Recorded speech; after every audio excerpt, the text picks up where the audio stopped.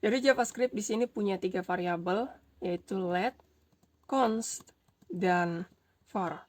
Yang terbaru adalah let dan const. Ini diperkenalkan di ECMAScript 6 atau ECMAScript 2015. Variabel let kita declare aja di sini, let misal data, itu kan 0. Misalkan kita ganti, ini kan di awal nilai adalah 0, dan kita bisa mengubahnya dengan cara kita panggil nama variabelnya itu data, kemudian kita bisa gantinya dengan string. Ini kan number 0 gitu.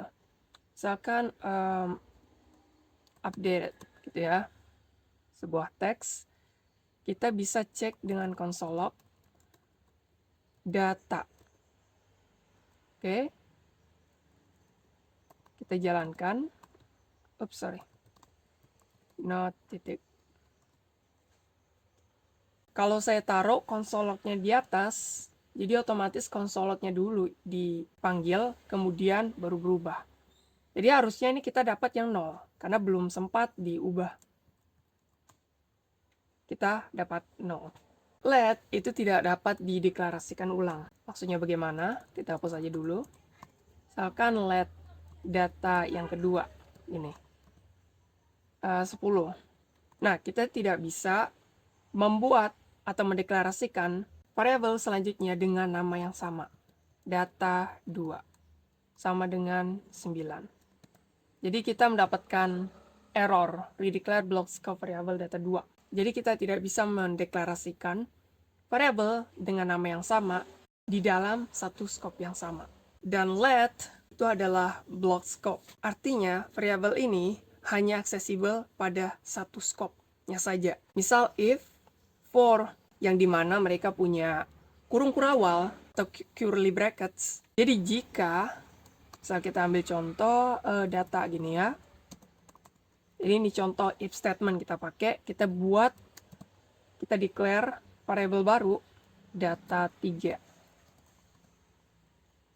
String aja.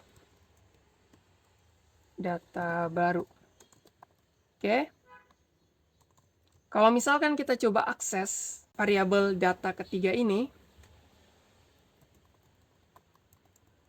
data 3. Maka ini tidak terbaca. Kita bisa lihat kalau misalkan ini masih apa ya, kalau di Visual Studio Code ini masih nggak nyala. Yang dihasilkan adalah error, karena nggak di-define, tidak di-declare. Kenapa? Karena data 3 hanya aksesibel pada satu scope ini saja. Itulah yang disebutkan dengan block scope. Coba kita masukkan console kita di dalam seperti ini. Kalau misalkan if true aja dah, if true. Oke. Harusnya ini kan kepanggil, karena true. Data baru ada. Selanjutnya adalah const.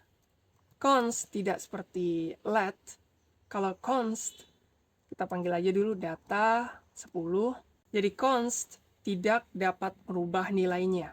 Misalkan kita ingin mengubahnya menjadi 16. Oke, sekarang kita console log apa yang akan dihasilkan oleh data. Sorry. Mana ya? Oh, ini terminal. Oke. Sekarang kita jalankan. Error. Apa yang dihasilkan? Assignment to constant variable. Jadi variabelnya konstan gitulah. Konstanta sifatnya. Tidak dapat diubah. Dan juga const tidak dapat dideklarasikan ulang dengan nama yang sama di scope yang sama. Nggak bisa. Kita mendapatkan error yang sama dari let di atas. Dan juga sifatnya block scope. Dan var. Akhirnya kita di sini, saya ingin manggil data gini.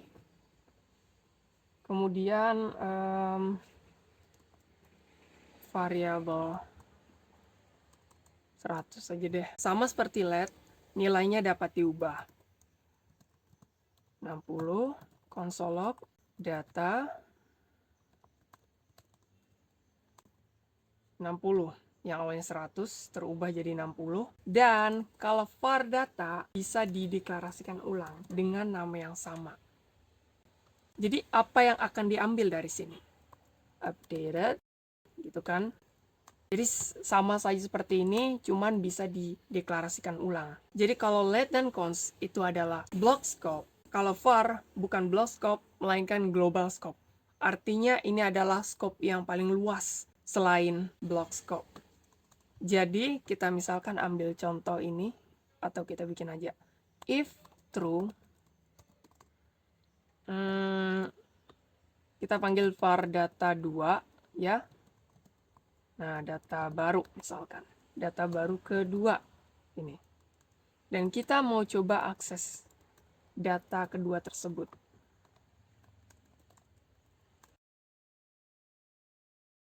Kalau var sifatnya global scope, artinya lebih accessible. Artinya walaupun dia berada di scope yang berbeda, itu tetap masih bisa